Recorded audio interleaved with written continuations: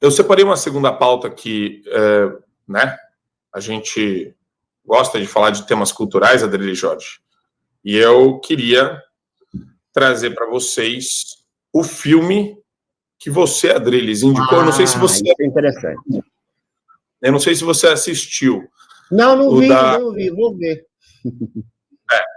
A gente vai ter que assistir. Agora eu vou ter que assistir esse filme, né? Ainda Estou Aqui, professora Paula. Isso é interessante. Estreia. Aviso contra ditaduras. Abre aspas. Democracia é falha, mas é o melhor que temos. Fecha aspas. Diz Fernanda Torres. Na estreia dessa quinta-feira, a melhor chance do Brasil em receber indicação ao Oscar em 20 anos. Só não quero que a pessoa ache que, se não vier o prêmio, o filme perdeu, diz a Fernanda Montenegro.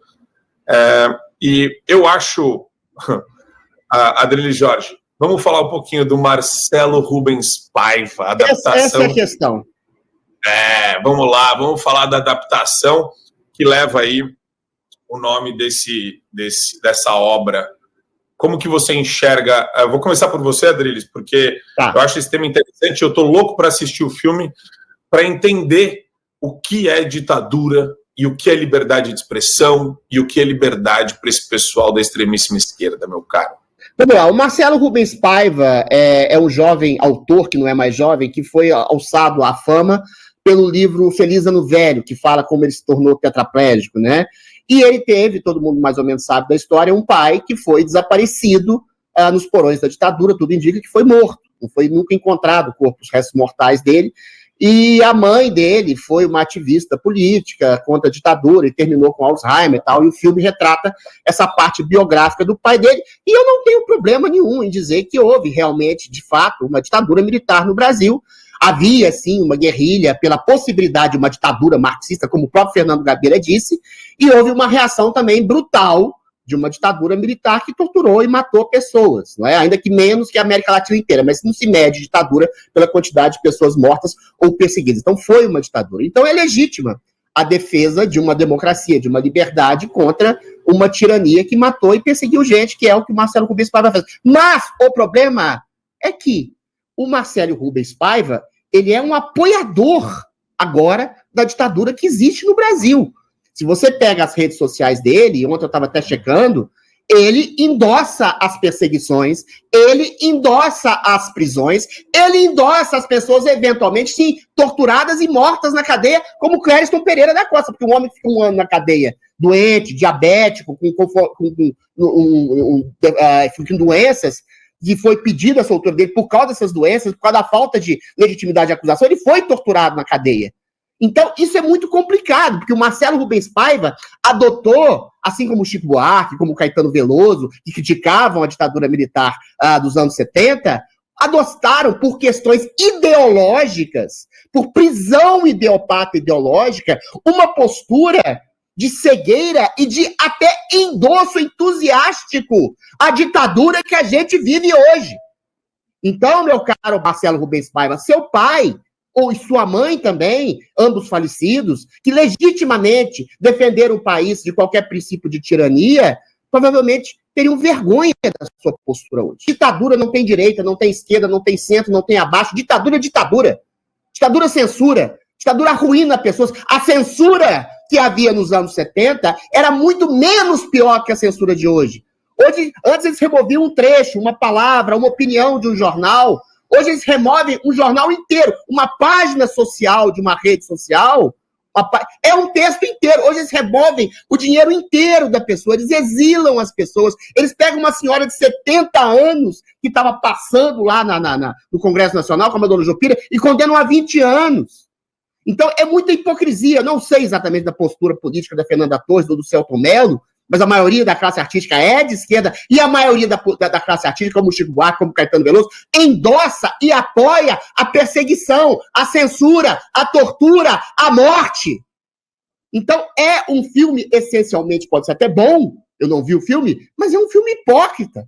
É um filme feito por um cara que criticava a ditadura, que matou seu pai, mas endossa a ditadura, que mata, persegue, tortura pessoas de hoje. Então você, Marcelo Rubens Paiva, você é um hipócrita. Enquanto você não se dirigir de maneira clara e objetiva à ditadura que existe hoje, você está legitimando toda e qualquer ditadura, assim como Fernanda Torres, como Selton Mello. Eu queria que esses atores, que esse elenco, que o diretor do filme, o Walter Salles, dissesse: existe uma ditadura hoje. Esse filme pode ser um alerta para a ditadura que existe hoje, mas não. A maioria da classe artista e o próprio Marcelo Rubens Paiva, de viva voz, apoia, endossa uma ditadura que mata, que persegue, que massacra. Seria muito interessante esse filme estar no Oscar e alguém dizer isso. E eu quero ser o primeiro a dizer isso. O autor intelectual desse filme, que critica a ditadura nesse filme, é um endossador, apoiador e vassalo de uma ditadura que faz tanto ou pior quanto a ditadura militar nos anos 70. E esse é um ponto que eu queria colocar para o Sattier, que o Adriles trouxe, que é fundamental, né? E mesmo assim, a gente vai ver a repercussão desse filme em todos os ambientes internacionais, Sattier, com aquele tom bajulador que a gente está acostumado, como se essa fosse agora a próxima grande obra-prima de produção nacional. Quer dizer, é um negócio que deixa a gente com dói bastante isso, porque pensa comigo, a história das pessoas que hoje são massacradas e perseguidas é uma história completamente ignorada, tanto pela Luana Piovani, que a gente falou agora, quanto por Fernanda Montenegro, quanto por qualquer pessoa do meio artístico nacional que teria a capacidade de produzir um filme dessa escala. Ignorada ou intelectualmente ignorada? Você sabe o que está acontecendo. Endossada, exatamente. É mais do que ignorada, endossado. Sim. O que a gente está vendo é uma série de erros que fazem com que os artistas cometam esses erros propositais justamente em razão da fonte que recebem. Né? A fonte financeira que eles recebem, desculpa aqui o pleonasmo, para financiarem as suas obras culturais, são fontes governamentais. Então, eles recebem esses recursos da Lei Rouanet, já começa por aí, tá bom? Então, evidentemente, que vão ter que pender para esse tipo de política, vão ter que defender o atual governo, sobretudo aquilo que o atual governo defende, embora seja também aquilo que eles defendam, tá? Isso é importante levar em consideração. Eles não estão aí, por exemplo, para falar da ditadura chinesa, né, que reprime outras etnias, reprime religiosos. Eles não estão aqui para falar da ditadura da Coreia do Norte, que é uma das mais fechadas do mundo, da ditadura de Cuba, aqui próximo, no nosso continente, da ditadura da Nicarágua, que perseguiu pastores, padres e sacerdotes. Não, eles estão para falar do regime militar no Brasil. O regime militar no Brasil, ele cometeu os seus excessos justamente de acordo com os excessos que eram cometidos pelos esquerdistas, porque eles queriam uma ditadura do proletariado, era o que eles queriam. Então, desculpas, eu discordo do Adriles em determinado momento, quando diz que aqui foi uma ditadura dessa forma sanguinária. Não, o que aconteceu aqui foi o seguinte, foi peso e contrapeso. Você não pode lidar com gente que quer te matar de maneira educada e de maneira cordial e cortês. Não é assim que acontece. O que acontecia era tiro, pancada, bombas, assalto a banco, mortes, policiais eram mortos, militares eram mortos. Era isso que acontecia. Então, eles precisavam saber quem estava fazendo isso, então tinha que correr atrás dessas pessoas mesmo. Que deveria ser assim? No meu ponto de vista, tinha que ser tudo de maneira de paz, de amor e tranquilidade, mas não foi assim que aconteceu. Então, veja, a ditadura com que eles dizem que foi ditadura, que é o regime militar no Brasil, ele teve sim diversos excessos, mas esses excessos aconteceram justamente pelos excessos praticados pelos antidemocráticos. Até porque o governo militar, o regime militar, não foi um regime autoritário do ponto de tomar o poder. Não, foi constituído, foi um poder constituído pelo Congresso Nacional.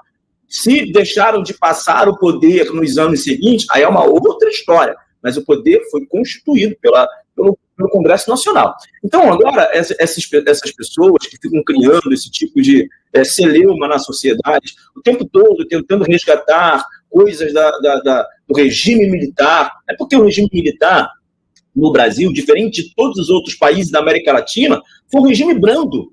Foi um regime brando. E se você for nas ruas perguntar para as pessoas que viveram no período do regime militar, vão dizer que era bom, que tinha ordem, que tinha decência, que as coisas eram organizadas. Evidentemente que, do ponto de vista econômico, para o final do regime foi um colapso econômico muito grande, e aí que gerou uma rejeição muito grande ao regime militar, justamente em razão de terem ficado mais tempo do que deveriam. Então, isso foi um problema. De fato, foi um problema. Agora, você criar assuntos, né, e conteúdos culturais para manipular a mentalidade da população, para ter algeriza um período que foi um período onde tinha pleno emprego, palavras do Lula. Você saía de um emprego, ia para o outro, já tinha gente lá dando emprego, um período com uma economia que em determinados momentos crescia, o Brasil foi a oitava economia do mundo, isso ninguém quer falar. Ninguém quer falar desse período aqui no Brasil. Então é muito fácil você criar um tipo de manipulação através da produção cultural com recurso de governo que era contra o regime militar.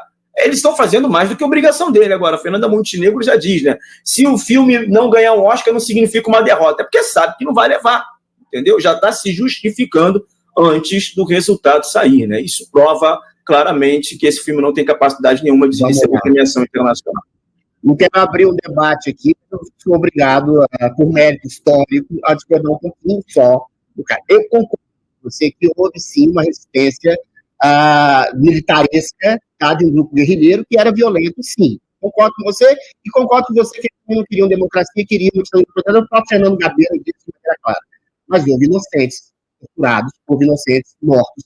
O Rubens Paiva, o pai do Marcelo Rubens Paiva, é um desses. Era um deputado federal que foi para o Chile defender pessoas também que estavam sendo perseguidas pelo Pinochet e foi morto e torturado pela ditadura. Então, assim, a questão de quantidade, centenas de pessoas foram mortas, não sei quantas dessas eram inocentes ou não, mas num Estado que pratica desaparecimento, que pratica tortura, que pratica morte, sobretudo morte de inocentes, não dá para chamar de um Estado legítimo, é um Estado ditatorial, e os anos 70, sobretudo os governos Médici e Costa e Silva, houve uma ditadura, e o AI-5 foi uma prova dessa ditadura.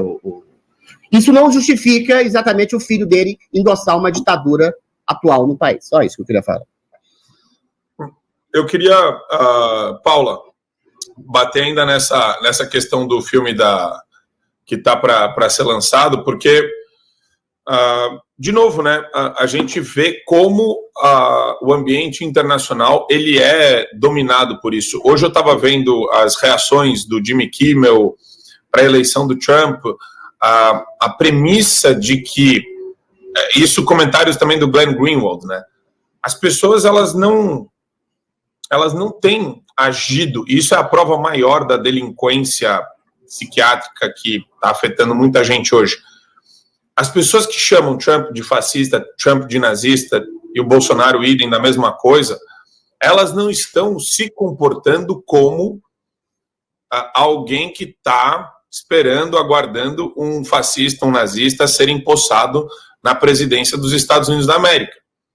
Porque se um nazista é empossado na presidência dos Estados Unidos da América, é o que é? Uma declaração de guerra. É isso que eu acho. As pessoas elas não estão... elas dão o truco, mas aí elas não acreditam nisso que elas estão falando. Acho que é um negócio que ainda precisa ser muito difundido e muito combatido, só que no meio artístico eles ainda dominam completamente esse espaço. Perfeito, Marco. O grande problema desses filmes é que as pessoas não buscam outras fontes de informação, assistem o filme e aquela fica sendo a realidade para ela. Isso acontece também com novelas. Eu cheguei a citar em alguma outra live o filme do Diário da Motocicleta, do Che Guevara. Muita gente acha que o Che Guevara era lindo, maravilhoso, porque assistiu o filme e é inconsciente isso. A pessoa nem sabe qual é a referência que ela tem, mas a referência é, de repente, um filme que ela assistiu na escola. Que a maioria das escolas tem essa prática, infelizmente. Os professores de história, depois que esse filme tiver saído de cartaz, quando chegar na época de falar sobre o regime militar de 64 aqui no Brasil, provavelmente vão passar esse filme. E aí, eu corri aqui para pegar umas referências desse filme, porque saiu uma matéria na Veja, e olha só que interessante. O senhor Rubens Paiva, ele militava pela extrema esquerda. Eu não estou aqui justificando tortura de militar, houve excesso pelo lado dos militares, inclusive porque os militares chegam ao poder para 6 meses depois fazer uma eleição, que nunca fizeram, gostaram do poder e ficaram lá por muito tempo. É um bando de positivista e que agora, depois do 8 de janeiro, eu espero que a sociedade tenha enxergado. Tanto é que quando os militares estiveram no poder, eles destruíram com a direita conservadora, destruíram a maior liderança que a gente tinha, que era o Lacerda na época. Dito isso, o seu Rubens Paiva, ele militou, ele era do partido do Getúlio Vargas, que literalmente era um ditador fascista, o PTB, para quem não sabe, o Getúlio Vargas foi um ditador fascista, que aliás será homenageado pelo governo, um negócio que tem uma drag queen, até era pauta de segunda-feira, eu não consegui abordar. A TV brasileira contratou uma drag queen para homenagear grandes celebridades, grandes personagens históricos. Getúlio Vargas, fascista, será homenageado por esse governo. Mas voltando aqui para o filme, esse Rubens Paiva, o pai, né, ele então milita no movimento dos estudantes, se filia no PTB e é eleito deputado. E olha só que interessante, quando ele é eleito deputado, ele participa de uma CPI que foi feita para investigar o Instituto de Pesquisas e Estudos Sociais, que produzia material para alertar as pessoas na época sobre a chamada ameaça vermelha ao Brasil. Quem leu 1964, o Brasil nos arquivos secretos da União Soviética, sabe que de fato existia uma ameaça vermelha no Brasil soviética. E ele vai preso, o Paiva, porque eles pegaram cartas que mandavam para ele no Chile, como o Adriles bem falou que ele estava lá, e os militares suspeitavam que ele tivesse ligações com o Lamarca. E o Lamarca era literalmente um guerrilheiro terrorista que desertou das Forças Armadas e queria dar um golpe para implementar a ditadura do proletariado. Então, eu não sei se eles tinham razão de suspeitar, não estou justificando, mas esse que eu acabei de falar, esse guerrilheiro, ele assaltava bancos, o Lamarca, assaltava bancos, praticava atos terroristas. Então, era de um lado a gente tinha os militares e do outro lado a gente tinha essa galera. Se o senhor Paiva é inocente ou não, eu teria que fazer uma pesquisa maior. De qualquer maneira, mesmo ele sendo culpado, não justifica torturar e desaparecer com o corpo da pessoa. Agora, eu quero fechar esse comentário, porque assim, eu não acho incoerente o diretor desse filme estar apoiando a ditadura hoje. Porque isso foi o que a esquerda sempre apoiou. A perseguição de quem pensa diferente. Eu já falei várias vezes aqui na live. Se a gente for pegar a revolução lá na União Soviética, a primeira das revoluções comunistas, a gente vai ver que os bolcheviques se aliam aos mencheviques, que era a esquerda, vamos supor, os mencheviques eram a esquerda tucana, vamos dizer, e os mencheviques eram o PSOL, PT, PCdoB. Aí quando essa ala da extrema esquerda chega ao poder, imediatamente eles começam a perseguir esses mencheviques, óbvio, né, os kulaks, que eram os fazendeiros, os ricos, os milionários. Não estou dizendo que antes na União Soviética havia democracia, não estou falando isso, mas esses revolucionários, eles chegam ao poder e eles começam a perseguir, prender, torturar e matar todas as pessoas que tenham um mínimo de dissidência, tanto que pessoas que escreveram uma carta falando o que talvez o Stalin não fosse tão bonito e cheiroso assim, foram parar num campo de concentração. A esquerda sempre foi isso. É esse pessoal que fica falando em democracia, porque democracia, quando eles falam democracia, para eles democracia é quando a esquerda está no poder. Lula presidente é democracia, Dilma presidente é democracia, sei lá, Samia Bonfim é democracia. Aí quem discorda dessas pessoas, se chega ao poder mesmo que com o apoio da população, porque democracia deveria significar a vontade popular, aí já não é mais democracia. Eles distorcem esse conceito. Democracia, para o pessoal desse filme, para Luana Piovani, é quando a esquerda está no poder. Se não tem bandeirinha vermelha, estrela, foice e martelo, aí não é democracia. Democracia para eles é a ditadura comunista, é a ditadura do proletariado. Marco Antônio sabe que eu gosto dessa discussão. Que bom que a Paula Marisa, eu estava quase com medo. Ela disse no final do comentário dela que matar e torturar não se justifica por causa de uma suspeita. Graças a Deus ela disse isso. Agora, eu queria lançar uma pergunta aqui, que é bastante clara. A direita fica criticando. E a esquerda pega a história e deturpa a história. Eu nem sei se esse filme é uma deturpação da história. Pode ser uma manifestação clara da história. O problema é o autor dele apoiar a ditadura hoje. Agora, eu queria perguntar aos meus amigos artistas de direito, eu não sou cineasta, não sou roteirista. Cadê o filme sobre o STF? Cadê vai o ter filme pra censura. contrapor? Sai pra fora. Pega financiamento. Cadê o documentário sobre a ditadura que está tendo hoje? Cadê o livro, o romance, a reportagem biográfica dos autores da ditadura que a gente está tendo hoje? Entendeu? Chama o Josias Teófilo, eu queria ter esse debate com ele, Marco Antônio. Seria interessante, agora que o filme vai ser na comissão do Oscar. Cadê o cineasta, o roteirista, o produtor de cinema que está pegando fundo lá fora, no caralho A4, para fazer um filme sobre o que está acontecendo hoje?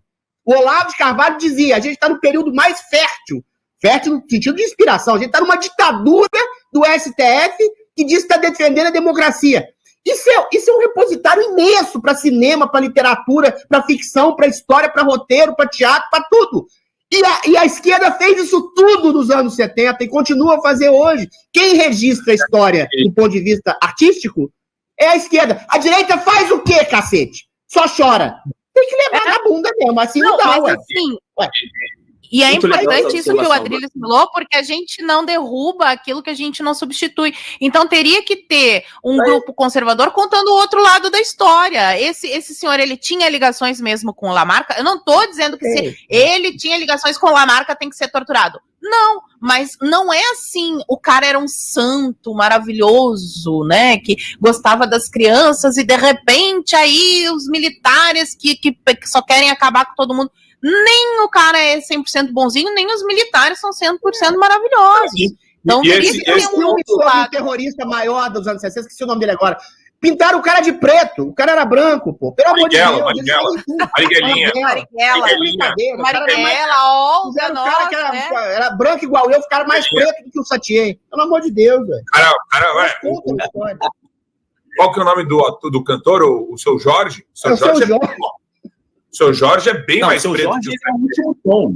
Não, ele é o último tom.